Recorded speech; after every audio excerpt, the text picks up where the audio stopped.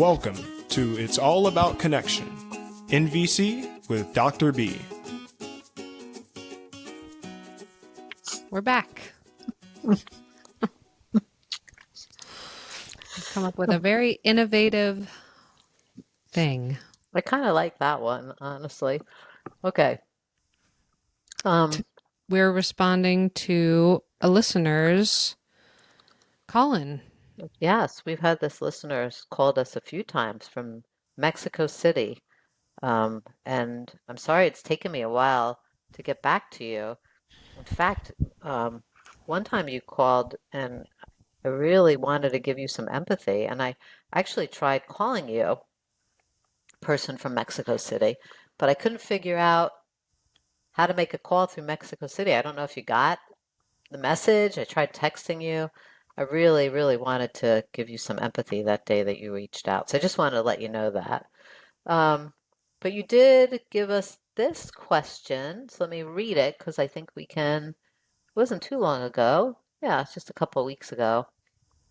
Hey, Dr. B, this is so-and-so from Mexico City. I won't put names out. I have a question. One of my kids, well, he's my stepson, is 17 going on 18, and I really feel the need for more connection with him. On and off, we do have better connection, and we can talk about things, but they are like dry spells. Maybe if there could be 3 or 4 months where he doesn't tell me anything about school or anything at all. Right now is one of those dry spells. So how could I use NVC to start and sustain a conversation with him? Thank you. What do you think? I'm having a moment of, do you know who Ann Landers is? Or Ann Land, I think it was Ann Landers. Ann Landers. It was a person that had this thing in the newspaper when I was growing up that when you had questions and issues going on in your life, you would write into her and then she would write and let you know like how to solve the issue, right? I'm having a moment that like maybe I'm her right now or something like that. Yeah, you're the Anyways, Q&A column. I should do that here. Anyways, well, I mean, you can always start out with empathy. And you could give empathy for anything. Like if you have a kid that is non-responsive, you can give them empathy for being non-responsive. Do you know what I mean by that? Yeah. Yeah, I think taking some feelings and needs guesses around their non-responsiveness.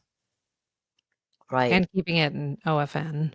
So so how would that sound? So you have this kid that you haven't talked to in any depth for 3 months or so, and you're missing having that conversation with this person.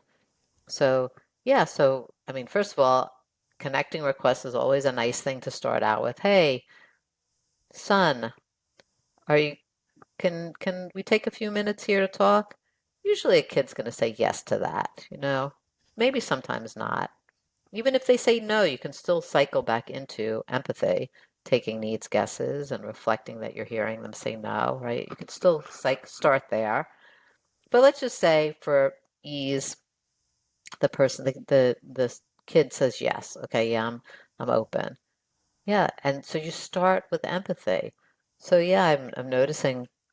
I'd say, I mean, maybe it's not exact, but maybe for the last 3 months, when you come through the house, um, there's there's no conversation between us, and I'm guessing you're just really busy or have things going on in your mind, and maybe you're just kind of in another world for right now and want some space or something like that. Is that what's going on? Like you don't know.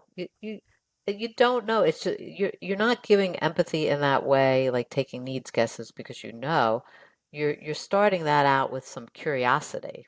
What is what is this about? Not necessarily that there's anything wrong with it. You're just curious to learn. So you're using some curiosity.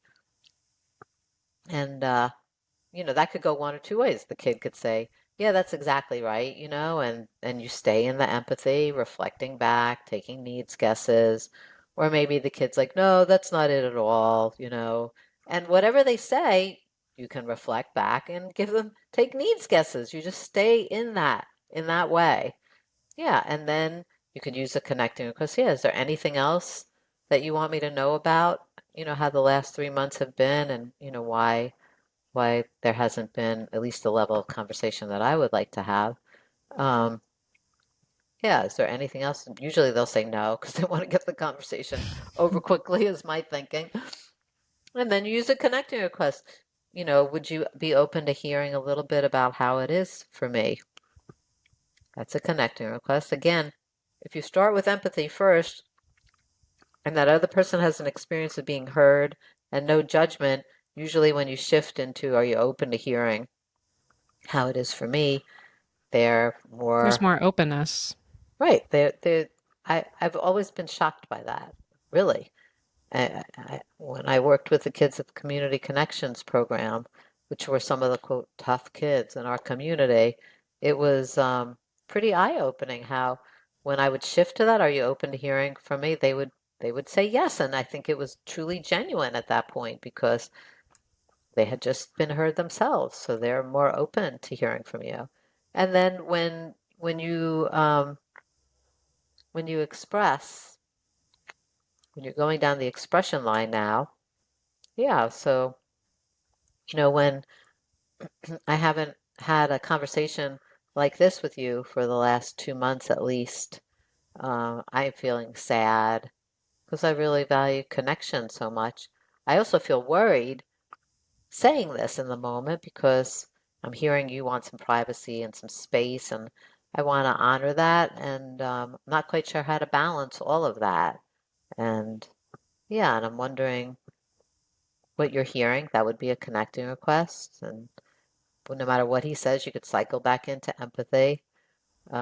Or I'm wondering how is this for you to hear? That's another connecting request to get him to express, which by the way, those connecting requests, when you're with someone that doesn't talk a whole lot, they can be very helpful in getting the conversation to happen. Because I think especially even teenagers, sometimes they don't even know what to say or how to have a conversation. We literally have to actually take them by the hand to spoon feed them on how to continue the conversation, right? Yeah, So being really curious. one way to do that is with those connecting requests.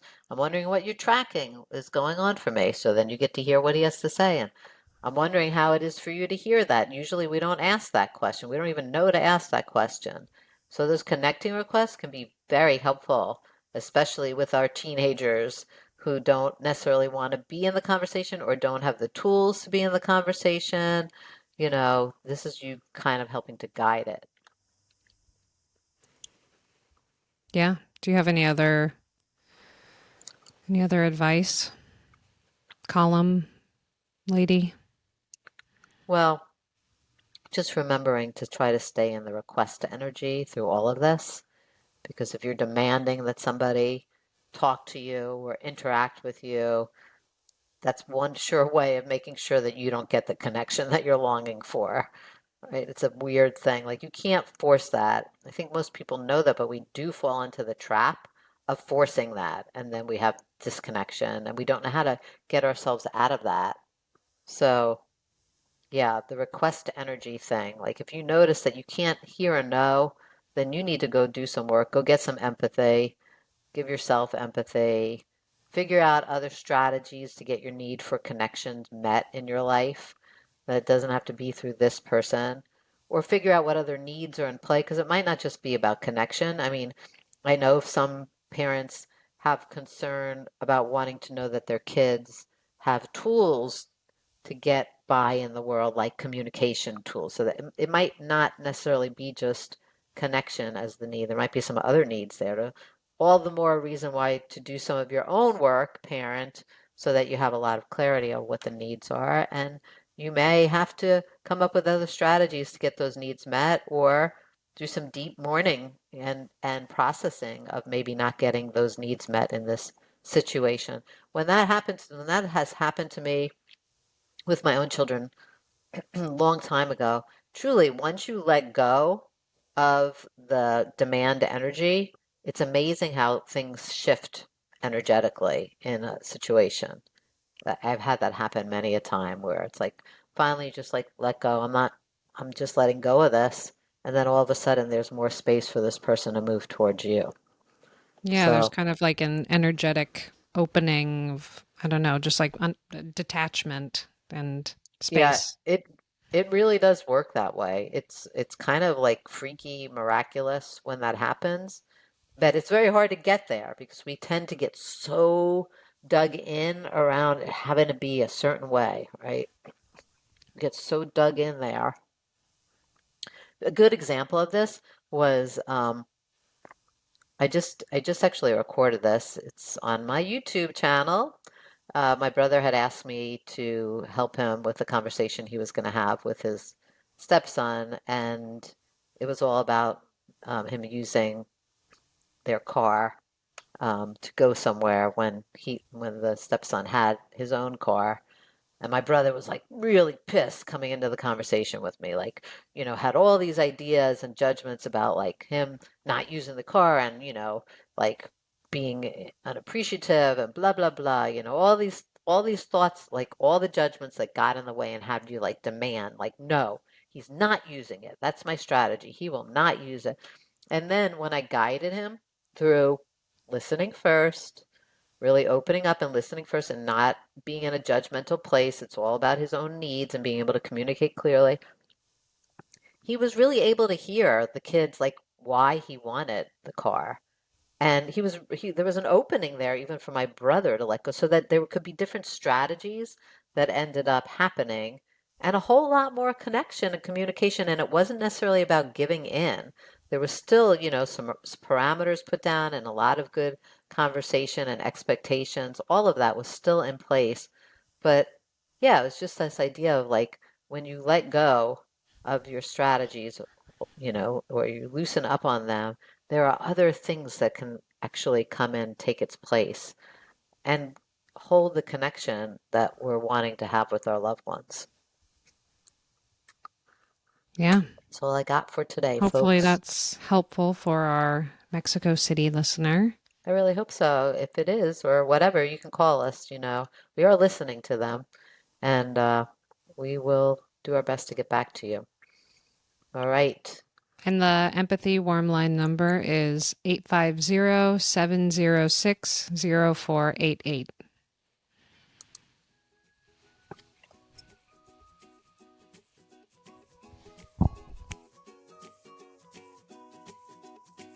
Oops. You've been listening to It's All About Connection. NVC was This Dr. isn't B. working. For more episodes and guest bios, please visit us at www.thebigbmethod.com. That's www.thebigbmethod.com. And remember, empathy first,